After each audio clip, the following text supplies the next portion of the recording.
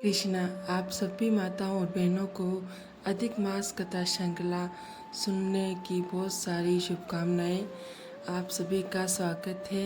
इस पुरुषोत्तम मास के अंदर जितना अधिक भगवान के नामों का जप कर सकते हैं कर लीजिए, जितना अधिक कथा श्रवण कर सकते हैं कर लीजिए, जितना अधिक भगवान की कोई विशेष सेवा करनी है कर लीजिए, क्योंकि ये अधिक मास 3 साल बाद आता है।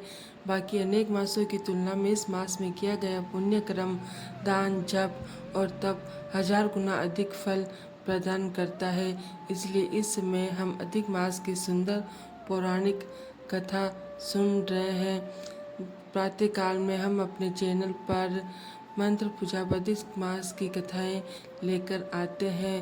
जिसे आप सुनिए और कथाओं से कोई सीख जरूर लीजिएगा। अधिक मास की इस पौराणिक कथा का श्रवण करते हैं। आज की कथा आरंभ करते हैं। नारद मुनि ने कहा, है निष्पाप भगवान विष्णु ने गोलोक धाम पहुंचकर क्या किया, कृपया ये मुझे सुनाइए। तब श्री नारायण ने कहा, नारद, अधिक मास के साथ भगवान विष्णु गोलोक में जब पहुंचे तो क्या क्या हुआ, अब वह कथा सुनो। ध्यानपूर्वक इसका श्रवण करना। गोलोक वृंदावन उनके दिव्य ज्योति से सभ्य है। ऐसे ज्योति में भगवत धाम को दूर से ही देखकर अधिक मास के नेत्र उस तेज के कारण बंद होने लगे। किस प्रकार अपने नेत्रों को धीरे धीरे खोलकर उसने अधिक मास भगवान श्री नारायण के पीछे पीछे आने वाले उस अधिक मास को लेकर भगवान श्री हरि आगे बढ़ने लगे। हरि के द्वारपालों ने उनको देखकर उनके चरणों की वंदना की और तत्पश्चात भगवान श्री विष्णु भगवत धाम में प्रवेश हुए। भगवान श्री कृष्ण के पास जाकर उन्होंने सादर प्रणाम किया और उस समय भगवान श्री कृष्ण रतनजी सिंहासन पर ग्वाल बाल सखागण ब्रजन और गोपिकाओं के मध्य में विराजमान थे। रमाकांत विष्णु भगवान ने करबद्ध होकर प्रणाम किया और फिर भगवान श्री कृष्ण का, हे गुणातीत गोविंद, दीनानाथ, अवयव गोपेश, वशधारी परम भगवान श्री कृष्ण, मैं आपकी वंदना करता हूँ। इस प्रकार उनके नृत्य से भगवान श्री कृष्ण की उन्होंने स्तुति की, वंदना की और उसके बाद भगवान श्री कृष्ण की आज्ञा से भगवान श्री हरि एक अन्य रत्न जड़ि सिंहासन पर आसीन हुए।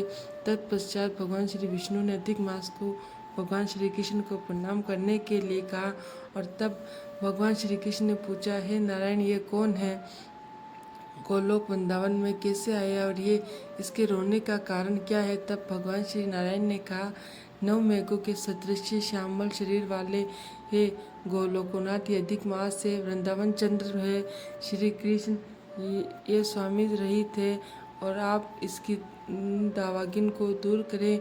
यह अधिक मास है जिसमें रवि की संक्रांति नहीं होती, उसी से ये मलन है और शुभ कर्मों के लिए त्याज्य माना जा रहा है, क्योंकि इसका कोई स्वामी नहीं है। इसी से स्नान दान आदि शुभ कार्यों के लिए इसे त्याज्य माना जा रहा है।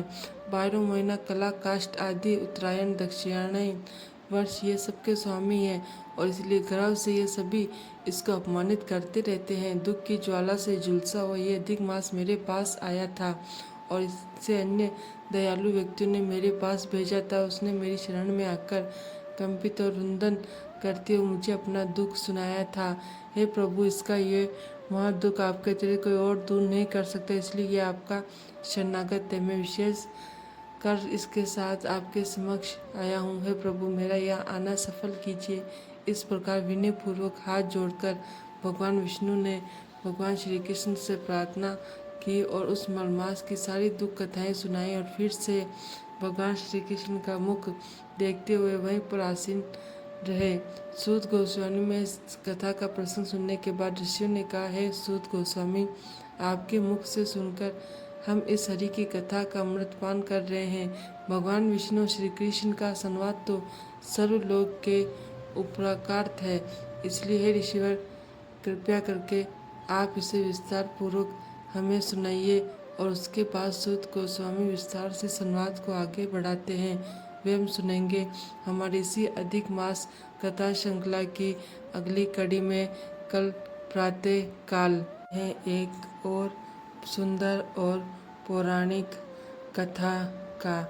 इस कथा के पहले भाग में हमने देखा कि निसंतान राजा चित्रकेतु को महर्षि अंगिरा की कृपा से पुत्र की प्राप्ति तो होती है, लेकिन अत्यंत अल्प आयु होने के कारण वे पुत्र कुछ ही दिनों में अपना शरीर त्याग देता है उपन्यासों राजा और रानी गहरे शोक सागर में डूब जाते हैं।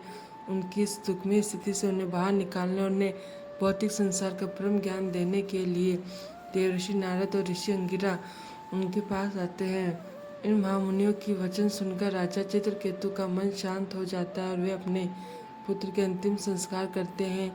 और अंत में नारद मुनि राजा को परम भगवान श्री नारायण का एक विशेष मंत्र प्रदान करते हैं। इसी मंत्र का ध्यान करते हुए राजा चित्रकेतु अपना शेष समय व्यतीत करते हैं। अंत में समस्त भौतिक कलमशों से मुक्त होकर भगवान संकर्षण का दर्शन प्राप्त करते हैं। उनकी तपस्या के फलस्वरूप उन्हें विद्याधर लोक के राजा के रूप में नियुक्त किया गया। अब राजा चित्रकेतु भगवान द्वारा दिए गए दिव्य विमान में बैठकर संपूर्ण ब्रह्मांड में यात्रा करने लगे। सिद्धगण, चारण और महान ऋषि उनका गुणगान करते हुए राजा चित्रकेतु विद्याधर स्त्रियों से घिरे हुए रहकर भगवान का यशोगान करते रहते। इस प्रकार उन्होंने सुमेरु पर्वत की चोटियों में रहते हुए लाखों वर्षों तक इस भौतिक ऐश्वर्य को भोग किया। अब एक दिन क्या हुआ कि उस दिन राजा चित्रकेतु अपने विमान से कैलाश पर्वत के ऊपर से जा रहे थे। उस समय भगवान शिव महान ऋषियों की सभा में बैठे हुए थे और परम भगवान के विषय में चर्चा कर रहे थे। उन्होंने अपनी पत्नी पार्वती देवी को अपनी गोद में बिठाया हुआ था। यह संपूर्ण दृश्य देखकर राजा चित्रकेतु जोर जोर से हंसने लगे। उन्होंने कहा, यह कैसा आश्चर्य है। शिव जी संपूर्ण जगत के गुरु और तपस्वियों के अग्रणी है। वे वैदिक नियमों का कठोरता से पालन करते हैं, परंतु आज इतने महान संतों की सभा में उन्होंने अपनी पत्नी को गोद में इस प्रकार बिठाया हुआ मानो कोई निर्लज पुरुष हो। राजा चित्रकेतु के ये वचन सुनकर शिव जी मात्र मुस्कुराए। उन्होंने कुछ नहीं बोला। उनका ऐसा व्यवहार देखकर अन्य ऋषि भी शांत बने रहे, क्योंकि वे जानते थे कि वास्तव में राजा चित्रकेतु शिव जी की महान स्थिति का ही गुणगान कर रहे थे। दक्ष प्रजापति की भांति उनकी निंदा नहीं कर रहे थे। लेकिन राजा चित्रकेतु के इस वचनों ने माता पार्वती को अत्यंत कुपित कर दिया। वे अत्यंत क्रोधित हो उठी और रोषपूर्ण वचनों से कहने लगी, अरे अरे, कल के बने हुए इस राजा को हम जैसे निर्लजों को दंड देने के लिए किसने नियुक्त किया है। यह चित्रकेतु क्षत्रियों से सबसे आदम है, जिसने संपूर्ण जगत के गुरु शिव जी की निंदा करने का दुस्साहस किया है। अभिमानवश तुम ये सोच रहे हो कि तुम सर्वश्रेष्ठ हो, लेकिन वास्तव में तुम भगवान विष्णु के चरण कमलों को प्राप्त करने के अधिकारी नहीं हो। अरे दुष्ट, जाओ, मैं तुम्हें श्राप देती हूँ कि तुम्हारा जन्म अब असुर योनि में होगा। जब तुम पर महाकाय असुर का शरीर और मनोवृत्ति प्राप्त करोगे तो फिर कभी भी महान लोगों के प्रति ऐसा अपराध करने का दुस्साहस नहीं करोगे। इस प्रकार श्राप मिलते ही राजा चित्रकेतु अपने विमान से नीचे उतर आए। उन्होंने माता पार्वती से दोनों हाथ जोड़कर प्रार्थना करते हुए कहा, प्रतिगृह्णामते शापम आत्मनो अंजलि नामिक देवे मृत्या यत प्रोक्तम पूर्वष्टम हितसतत गुण प्रभा तमिसम कहे शाप को अनुग्रह कहे स्वर्ग नरक को वाक्यम सुखम दुखम। है माता, मैं दोनों हाथ जोड़कर आपका यह श्राप स्वीकार करता हूँ। वास्तव में यह संसार निरंतर बहती हुई नदी के समान है, इसलिए यहाँ एक के बाद एक विभिन्न परिस्थितियों का निर्माण होता रहता है।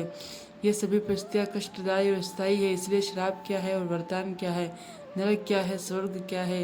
हे माता, व्यर्थ ही मेरे ऊपर क्रोधित हो गई, लेकिन इसमें आपका दोष नहीं है। मेरे जीवन में आने वाले सुख दुख मेरी कर्मों का परिणाम है, इसलिए मैं श्राप को मुक्त होने की प्रार्थना नहीं करूँगा।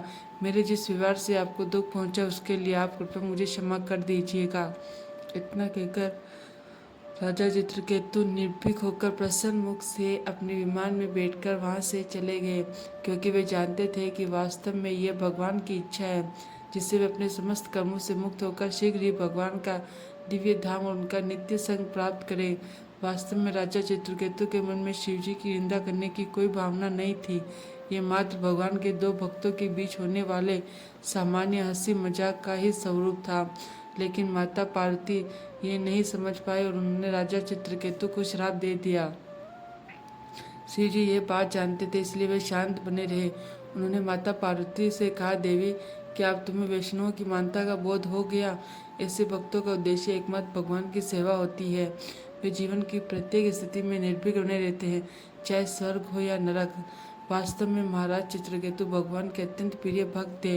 वे सभी प्राणियों के प्रति संभाव रखते थे, इसलिए उनके वचन मेरे लिए द्वेषपूर्ण नहीं थे, मैं भी भगवान नारायण को अत्यंत प्रिय हूँ और इसलिए किसी को भी हमारे बीच की इस आशिक घटना से मुक्त व्यवहार से विचलित नहीं होना चाहिए। राजा चित्रकेतु की इस महानता और विनम्रता को देखकर भगवान शिव के वचनों को सुनकर माता पार्वती को लज्जा आ गई और वहीं राजा चित्रकेतु अगले जन्म में त्वष्टा के यज्ञ में से उत्पन्न वृत्रासुर बने। उन्होंने असुर योनि में जन्म लिया था, लेकिन भगवान के परम भक्त होने के कारण उन्हें अपनी दिव्य स्थिति का ज्ञान था और किसी भी स्थिति में उनकी कृष्ण भक्ति पर कोई आँच नहीं आई। तो ये थी वृत्रासुर के पूर्व जन्म की कथा। ये कथा आपको कैसे लगी और इससे आपने क्या सीखा, हमें नीचे कमेंट बॉक्स में लिखकर ज़रूर बताइएगा। पुरुषोत्तम मास में हम प्रयास कर रहे हैं प्रतिदिन आपके लिए कथा लेकर आते हैं, जिसका आप श्रवण करिए और भगवान को प्रिय परम पवित्र पुरुषोत्तम मास का पालन करिए। अधिक से अधिक हरे कृष्ण महामंत्र का जप करिए, कीर्तन करिए और सदैव अपने मन में भगवान श्री कृष्ण के सुंदर मुख कमल का स्मरण करते रहिए। और आपके अपने चैनल मंत्रा पूजा को सब्सक्राइब जरूर करके जाइए, इसे शेयर और लाइक भी कीजिए। हरे कृष्णा।